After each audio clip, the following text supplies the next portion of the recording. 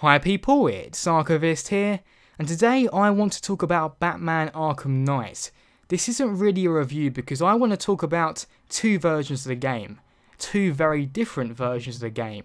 You have the PC version on one hand, the PlayStation 4 version on the other, both of which I've played. So what I did was, I pre-ordered the game just before it came out because I knew I was going to get it. I wanted to preload it, I wanted to play it as quick as possible. And so I was able to play it in my hour free before work. I had a little bit of time, I really wanted to play it, I was very excited. And so I played the game for, well, exactly 40 minutes. And in that time I realised something was wrong. The frame rate was 30 frames per second despite the graphics not looking that good. I mean, that's one thing especially. The game actually looked in some ways worse than Arkham Origins. And there weren't many settings to tweak. The anti-aliasing options were very basic. It didn't have anything to do with like TXAA or MSSA, it just said on or off. So not much there. You've got textures, you have normal and low, no high or anything, just normal and low. And to have normal, you've got to have 3 GB of VRAM, which in my opinion isn't actually really a good thing to do in this day and age because not everyone has a 3 GB VRAM card. But even still, the textures didn't look very good. And, well, after 40 minutes I had to turn the game off, I had to go to work. And I thought, what's going on here? Is my computer messing up? Is something wrong with my computer? Because that was a very odd experience. But during my lunch break at work, I go on Google and I think, so let's have a look in to see if anyone else is having issues with this version of the game, the PC version. It turns out everyone's having issues with this game, or at least most people are. And so on Steam, the game is flooded with negative reviews. People are mentioning that there's a 30 frames per second lock, that the game was developed by, I think, a very small team of something like 12 people, and that this was essentially outsourced from Rocksteady. And this game, overall, seems extremely rushed and broken. And I think to myself, I cannot be asked to deal with a broken port today. I just want to enjoy Batman Arkham Knight. I love the series. There's no way I want this to get in the way of it. So I think, you know what, I've heard the PlayStation 4 version is rock solid, or if you want, rock steady. And so I decide, you know what, I'm going to get a refund for this game and I'm going to get the PlayStation 4 version. That's what I do. On the way back from work, I go to my local game store. I go in and say, you know what, I want the PlayStation 4 game. I buy it, go, get a refund on Steam, play the PlayStation 4 version. Very simple, very easy. Well, I say very simple, very easy. There was a 6-hour patch I had to download for the game, which was annoying, but it was day one. Everyone was downloading at once. And so the next day, I get to play the PlayStation 4 version. And not only does it run better, but it actually looks better, which is crazy. Even in the worst cases of PC ports, it's extremely rare that the console version actually looks better than the PC version. Things like ambient occlusion were missing. You didn't see water on Batman's suit as it rains. It's baffling. It was a baffling misstep. And what I find out later on is that sales have actually been suspended on Steam. You cannot buy this game on Steam anymore. I don't know if you can buy it at all, really, Batman Arkham Knight for the PC, because the game is so broken. If you still had it, you can play it. I wouldn't know. I got a refund for it, as I say, and I was already halfway through enjoying the PlayStation 4 version. And so moving on to the PlayStation 4 version, the game, in my opinion, is fantastic. It's not perfect, there are a few things that could be better, but overall it's really good.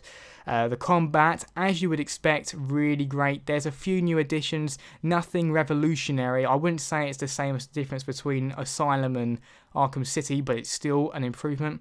Predator has this new fear mechanic that you'll see when you play the game. The main villains of the Arkham Knight and Scarecrow are very compelling. I thought the mystery behind who the Arkham Knight was very good as well. I'm not going to spoil that obviously, but I think you'll like it as well. You've also got the Batmobile sections, which are actually very frequent. So I thought they'd be occasional things, like little segments where you go through, but this is a really big part of the game. And it sort of reminds me of the naval combat in Assassin's Creed.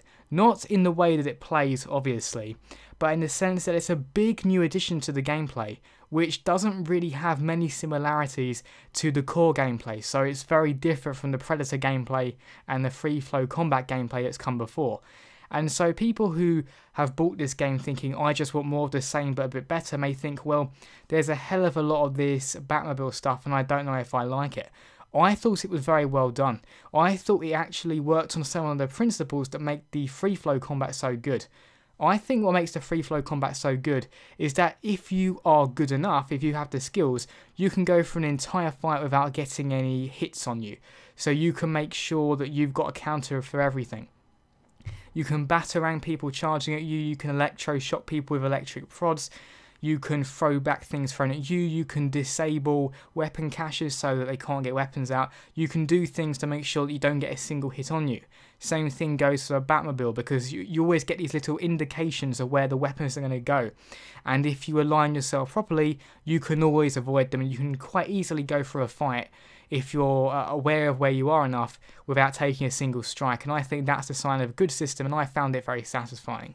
There's a lot of extra side missions, and they are not throwaway by any means. In a lesser game, they could be considered the main story. The Riddler missions especially really blew me away.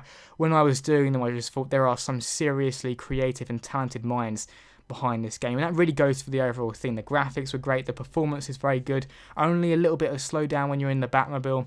Otherwise, great. Actually, something I really enjoyed was the new gliding mechanics. So whereas before, yes, you could glide and fly around the city a bit, but in this game you can soar through the sky. You are flying, really are flying, and it's a lot of fun. It's a great mechanic and very enjoyable. And so luckily my Arkham experience was salvaged. And hey, I've played Batman Arkham Asylum and Arkham City on a console. This wasn't a terrible thing for me. Yes, I would have liked to play it in 60 frames per second, but 30 frames per second, absolutely fine for a third-person game. Totally enjoyable, and it really doesn't dip below 30 frames per second much either. As I say, really only in the Batmobile when it's very busy. So there's that. But the thing is, as I say, excellent PlayStation 4 version. I really enjoyed it. But what's the overall consensus? What do we take away from Arkham Knight as a whole? A question I've heard is, does the excellent PlayStation 4 version deserve to be overshadowed by the terrible PC version? And quite frankly, I think yes. And the reason is, you can't just leave out a group of gamers and say, get it for this platform, we'll sell it to you on this one, it won't be very good, you should have got it on this one. No, you shouldn't have done that. It would have been far better for them just to have never sold it at all. They're doing the right thing now by taking it off sales, but they shouldn't have done it in the first place, and they must have known it was broken. We can't possibly suspend our belief and think that this went out under their noses. Oh, sorry, we forgot to check the PC version. I know they only had a small team working on it, but they must have known it wasn't very good.